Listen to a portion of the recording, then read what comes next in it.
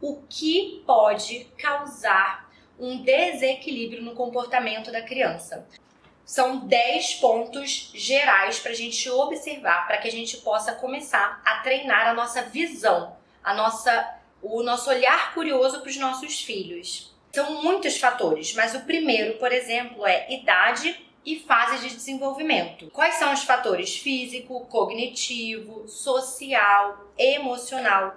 É muito interessante, eu vejo isso muito com as minhas alunas, que a gente, por não conhecer a fase específica de desenvolvimento da criança, a gente acaba nutrindo expectativas irreais. Então, por exemplo, Aline, meu filho já tem 1 ano e meio e continua deixando comida cair no chão. Ele continua pegando comida com a mão, mas ele já sabe usar o talher. Eu fico super irritada, a gente briga e ele não consegue aprender. Então, na verdade, nesse caso, nesse exemplo, não é a criança que está se comportando mal. Isso é da fase de desenvolvimento física, cognitiva dela, que ela precisa aprender. Então, não é algo que ela vai saber agora de pronto. Se a gente conhece a fase específica, a gente não fica irritada. Quer dizer, a gente pode ficar irritada, mas pelo menos a gente sabe que faz parte do desenvolvimento e que isso vai melhorar porque é daquela fase.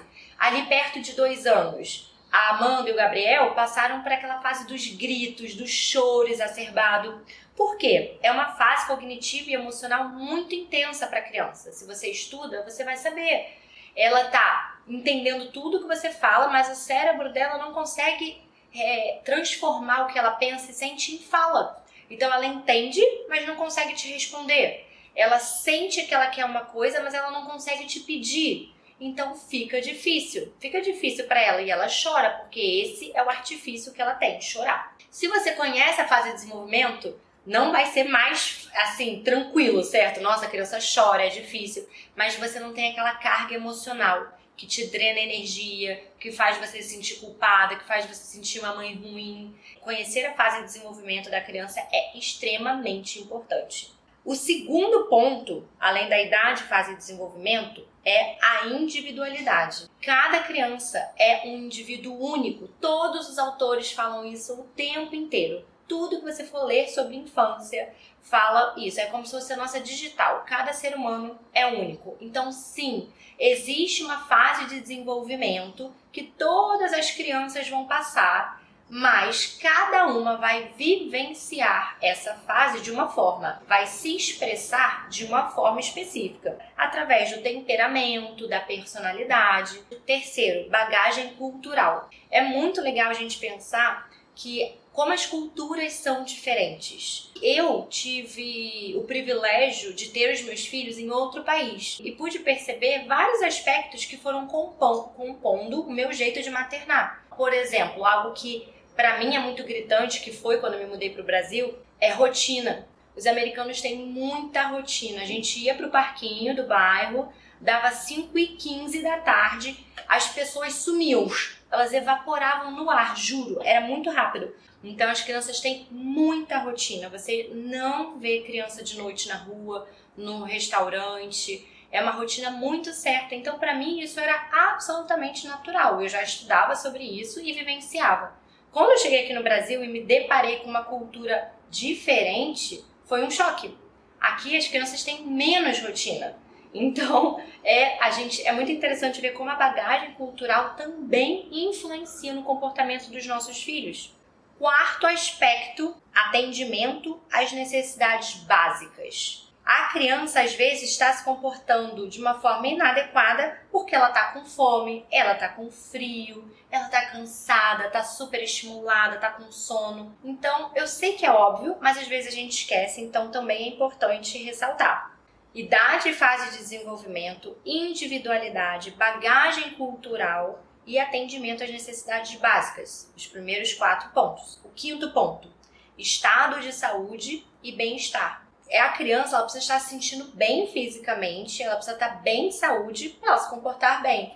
Criança que está com o nariz escorrendo, está gripada, pode estar sentindo uma dorzinha de cabeça, está com algum enjoo, uma dorzinha de barriga, ela vai sentir mal. E a criança pequena, gente, 4, 5, 6 anos até, eles não têm maturidade de falar assim, mãe, estou com um incômodo na minha barriga, não estou me sentindo bem, acho que eu vou me deitar para descansar, para me sentir melhor. Crianças não vão fazer isso, a gente não pode ter essa expectativa sobre eles. Eles vão sentir o incômodo, não sabem verbalizar, ou até mesmo não conseguem ter a consciência que é esse incômodo que está causando um mal-estar, e eles vão se comportar mal, vão ficar agressivos, vão chorar, vão gritar, vão se comportar mal porque não estão bem de saúde.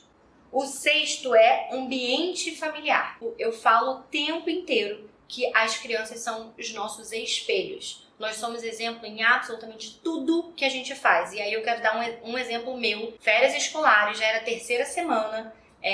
Eu não tenho ajuda, então eu fico com eles tempo integral, equilibrando trabalho, casa, criança. E eu confesso que eu fiquei mais estressada. Eu tendi a falar um pouco mais grosso com eles do que eu busco normalmente o meu equilíbrio. Então, uma coisa engraçada é que eu comecei a falar, não sei porquê, eu percebi depois com o Gabriel, eu falo assim, ó, quando eu tô nervosa, eu não quero perder a paciência, eu não quero gritar, eu falo assim, eu já falei, a gente não vai descer. Mas eu não tinha percebido que eu tava falando assim até que eu vi o Gabriel falando com a Amanda. Amanda, esse carrinho é meu, você não vai pegar. Tá falando com a Amanda igual eu falo com eles. Meu Deus, o negócio tá ruim.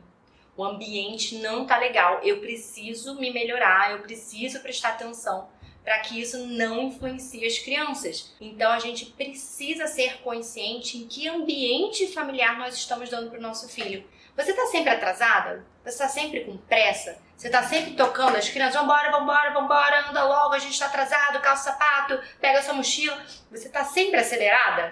Depois você reclama que seu filho tá ansioso, que seu filho não para quieto, que ele não brinca, que ele chora muito. A nossa ansiedade passa para eles. Então a gente precisa dar uma baixada na nossa bola, acordar antes, sim, dormir mais cedo na medida do possível, preparar as coisas na noite anterior que você vai fazer no dia seguinte, porque nós influenciamos o nosso filho a todo momento. 7º fator que influencia o comportamento das crianças: creche, pré-escola ou ambiente escolar. O que a criança vive no ambiente escolar, ela registra dentro dela e traz para sua vida. Então, às vezes, sim, o nosso filho pode estar se comportando de um jeito inadequado, agressivo ou diferente e está trazendo isso do colégio. Como é que essa professora responde a um mau comportamento? Como que a pedagogia do colégio trata os conflitos? Será que o seu filho vê a professora brigando muito agressivamente com os coleguinhas da classe? Então, sim, muita mudança no comportamento dos nossos filhos vem do colégio. 8º fator que influencia o comportamento das crianças: presença ou ausência de rotinas e segurança, tanto em casa como no ambiente escolar. Eu sou a doida da rotina, porque rotina é maravilhoso, porque rotina traz saúde para todo mundo, pra gente, para as crianças, e precisa ter rotina e ritmo. Então é importante que as crianças tenham rotina para que elas se sintam seguras, elas saibam o que está por vir e que isso gere uma sensação de paz e tranquilidade. Quando a gente sabe o que está por vir, a gente se sente melhor. E quando a gente se sente melhor, a gente se comporta melhor. Assim são as crianças. Previsibilidade é sinônimo de saúde. Não existe autor que discorde disso. Não existe. Então a gente tem que ter rotina, a gente tem que ter ritmo com os nossos filhos para que eles se desenvolvam bem. 9º fator que influencia o comportamento dos nossos filhos: outros adultos, outras crianças e os familiares. Eu sei que isso pode gerar um pouco de polêmica na medida que a gente conta com a ajuda dos nossos familiares muitas vezes para cuidar dos nossos filhos enquanto a gente está trabalhando. E eu penso o seguinte: eu tenho os meus pensamentos, eu estudo e eu faço o que é melhor para minha família com base, na minha existência, nas minhas experiências, na minha educação quando eu era criança. E eu não tenho dever e obrigação de convencer outras pessoas, principalmente amigos, familiares, que essa minha realidade é a melhor. Então eu vou fazer o que é melhor para mim e os meus filhos vão conviver com primos, com tios, com avós que pensam diferente, que fazem diferente.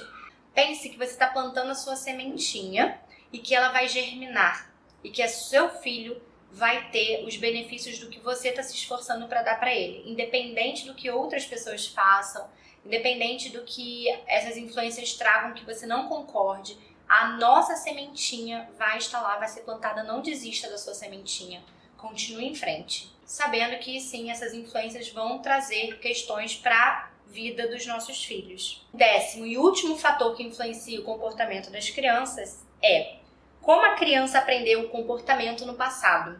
Por exemplo, se ela grita alto, se está de mau humor, sempre consegue o que quer, então isso pode transformar-se num comportamento aprendido. Toda vez que eu quero algo, eu grito, grito, grito e minha mãe me dá. Então o grito fica mais intenso e aí cabe a gente analisar caso por caso. Quando a criança está gritando muito, o que a gente pode fazer? Eu normalmente faço assim: amor, a mamãe não consegue entender você falando desse jeito. Quando você se acalmar e conseguir falar com respeito, a gente conversa.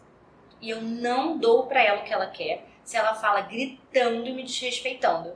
Então, nenhuma vez eu abri exceção quando eu tava ensinando isso pra ela. Falou gritando, eu não dou. Então, a gente vai ensinando isso pra criança. Então, a gente evita fazer esse comportamento que ela internaliza, que é desrespeitoso, e a gente acaba fazendo porque tá com pressa, porque não presta atenção.